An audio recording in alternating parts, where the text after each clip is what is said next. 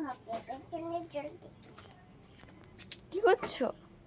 জল দিচ্ছি গাছটা অনেক বড় হবে ও গাছটা বড় হবে।